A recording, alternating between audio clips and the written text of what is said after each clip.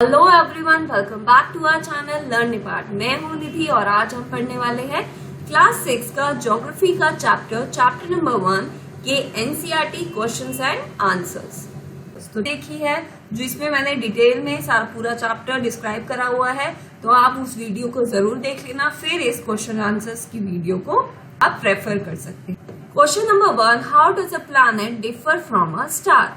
एक planet star से कैसे अलग है?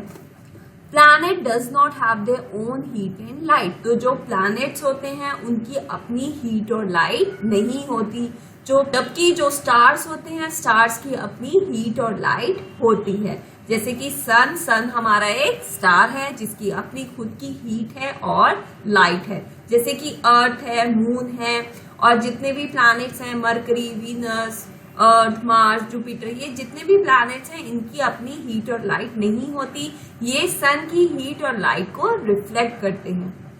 Planets are smaller in size than stars. जो प्लैनेट्स होते हैं वो स्टार्स से काफी स्मॉल होते हैं। स्टार्स आपको ये स्मॉल दिखते हैं, लेकिन स्टार्स हमसे बहुत ज्यादा दूर होते हैं, इसलिए वो हमें छोटे दिखते हैं। There are 8 planets in our solar system while stars are uncountable। तो हमारे सोलर सिस्टम में कितने प्लैनेट्स हैं? 8, जबकि जो स्टार्स हैं वो अनकाउंटेबल हैं। Now question number B, what is meant by the solar system? Solar system का क्या मतलब है? अब ये जो सन है और ये जितने भी हमारे 8 प्लैनेट्स हैं, कौन कौन से? Mercury, Venus, Earth, Mars, Jupiter, Saturn, Uranus and Neptune, ये 8 प्लैनेट्स और हमारे सैटेलाइट्स। सैटेलाइट्स क्या होते हैं? सैटेलाइट्स वो एक सेलेस्टियल बॉडी है जो कि प्लैनेट्स के चारों ओर रिवॉल्व करती है, मूव करती है, उसे हम सैटेलाइट कहते हैं। और हमारे एग्जाम्पल क्या है सैटेलाइट के? एक तो है नेचुरल सैटेलाइट, जैसे कि मून हमारा नेचुरल सैटेलाइट है, और ह्यूमन मेड सैटेलाइट है जैसे इनसेट, IRS, तो ये ह्यूमन मेड सैटेलाइट्स हैं। और भी बहुत सारी सेलेस्टियल बॉडीज हैं जैसे कि एस्ट्रॉइड्स और मेटेरॉइड्स जो कि सोलर सिस्टम को फॉर्म करते हैं। Number C, name all the planets according to their distance from the sun. So हमें सारे प्लैनेट्स के नेम बताने हैं जो उनका डिस्टेंस है उसके अकॉर्डिंग। सो हमारे 8 प्लैनेट्स हैं Mercury, Venus, Earth, Mars, Jupiter, Saturn, Uranus and Neptune. So Earth इसमें 3rd नंबर पर है, और जो सन के सबसे क्लोजेस्ट प्लैनेट है वो कौन सा है? मरकरी। और सबसे ब्राइटेस्ट प्लैनेट कौन सा है मेरा? Venus. Question number D, why is the earth called a unique planet? हम अर्थ को एक यूनिक प्लैनेट क्यों कहते हैं, क्यों वो सबसे अलग है? तो इसके वेरियस रीजंस हैं। It is probably the only planet that has conditions favourable to support life. तो अर्थ ही एक ऐसा प्लैनेट है जिसपे सारी कंडीशन हैं लाइफ को सपोर्ट करने के लिए। जैसे कि हमें क्या चाहिए? सारे लिविंग बीइंग्स हैं, जो भी जिंदा है, जो जीव जंतु हैं, सबको ऑक्सीजन चाहिए इनहेल करने के लिए। तो ऑक्सीजन हमारी पृथ्वी पे हमें मिलती है जो कि लाइफ को सपोर्ट करती है। It is neither too hot nor too cold. तो अर्थ क्या है? ना तो उसका टेम्परेचर बहुत ज्यादा हॉट है, ना ही बहुत ज्यादा कोल्ड है, ना ही बहुत ज्यादा ठंड है। Thus it has a suitable temperature for life. तो जीवन के लिए अर्थ पे एक सुटेबल टेम्परेचर है। It has water. तो हमें क्या चाहिए? वाटर चाहिए, मेन थिंग है।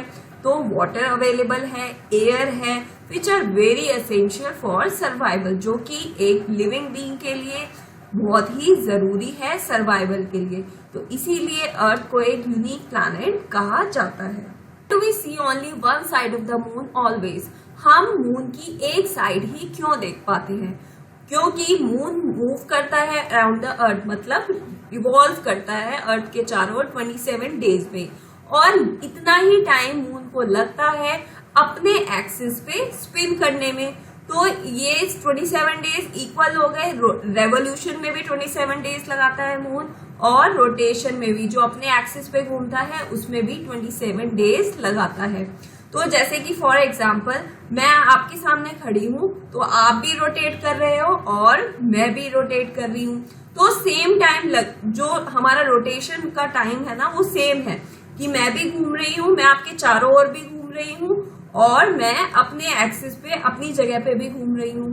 तो अगर आप मुझे देखोगे तो आपको मेरा एक ही हिस्सा नजर आएगा क्योंकि आपकी भी रोटेशन चल रही है, तो इसीलिए हम मून का एक ही साइड देख पाते हैं। Number F, what is the universe? Of millions of galaxies called universe.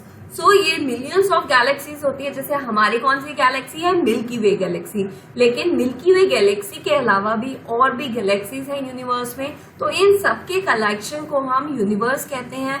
और यूनिवर्स का हमें साइज इमेजिन करना बहुत ही मुश्किल है, अभी भी साइंटिस्ट रिसर्च कर रहे हैं कि यूनिवर्स का साइज कितना है। Now take the correct answer. The planet known as the earth twin. कौन सा ऐसा प्लैनेट है जिसे हम अर्थ का ट्विन भी कहते हैं, मतलब बिल्कुल सेम टू सेम अर्थ जैसा? तो आंसर इज वीनस। वीनस एक ऐसा प्लैनेट है जो कि अर्थ का ट्विन कहा जाता है। और वीनस मैंने आपको बताया था ये ब्राइटेस्ट प्लैनेट है, सबसे ज्यादा चमकदार प्लैनेट है। वीनस को हम मॉर्निंग और इवनिंग स्टार भी कहते हैं और ये सबसे ज्यादा हॉटेस्ट प्लैनेट भी है, क्योंकि वीनस सबसे ज्यादा हॉटेस्ट इसीलिए है क्योंकि वीनस में क्या है, कार्बन डाइऑक्साइड बहुत ज्यादा है, तो इसीलिए वो ज्यादा से ज्यादा सन से हीट ट्रैप कर लेती है, सन से हीट ले लेती है, तो इसीलिए Venus is the hottest planet also. Which is the third nearest planet to the sun?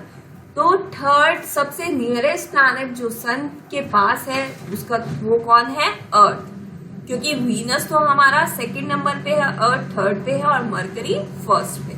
All the planets move around the sun in a, so जितने भी प्लैनेट्स हैं वो सन के चारों ओर मूव करते हैं in a circular path, rectangular path और a elongated path. तो जितने भी प्लैनेट्स हैं वो इस पाथ पे ऐसे इलोंगेटेड पाथ पे मूव करते हैं, वो ऐसे सर्कुलर पाथ पे मूव नहीं करते। The pole star indicates the direction to the pole star है वो डायरेक्शन इंडिकेट करता है कहाँ की?